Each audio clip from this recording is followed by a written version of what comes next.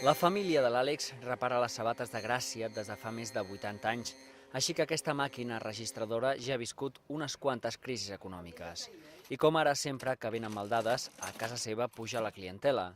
En comptes de comprar sabates noves, molta gent acut al ràpid buscant una mitja sola que allargui la vida dels mocassins. Aquest és un exemple, diguem, de la feina del nou client o la feina nova que està entrant. És feina de sempre entrat, però ara està mateix amb un percentatge molt més gran. Són sabates que estan bé, és que tenen un forat típic, que això sigui massa, però bueno, això es pot arreglar perfecte. La sabata és un bon estat i abans la gent estimava més comprar-se una sabata i ara potser hi ha un percentatge de gent que se les fa arreglar.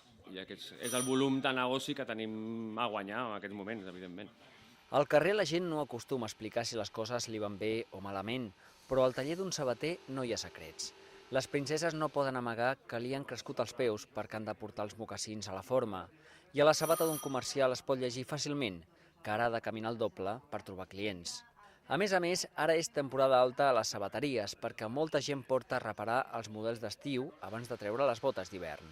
O sigui, vinc a buscar unes sabates d'estiu, però és que ja me les arreglo perquè quedin ja per l'any vinent, vull dir, per l'estiu vinent. Però això ja és sistemàtic, vull dir que no... De moment la crisi a mi amb això no m'ha afectat encara.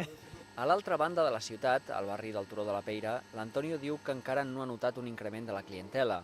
La crisi, però, es percep en altres detalls. Cada cop es compra sabates de pitjor qualitat.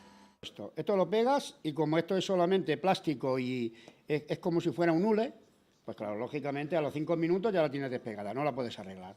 Y como esto viene, pues bueno, a montones. Ell, que diu que ho repara tot, ara ha de rebutjar cada mes 8 o 10 parells de sabates perquè no hi ha per on agafar-les. Sembla que la crisi comença a notar-se pels peus.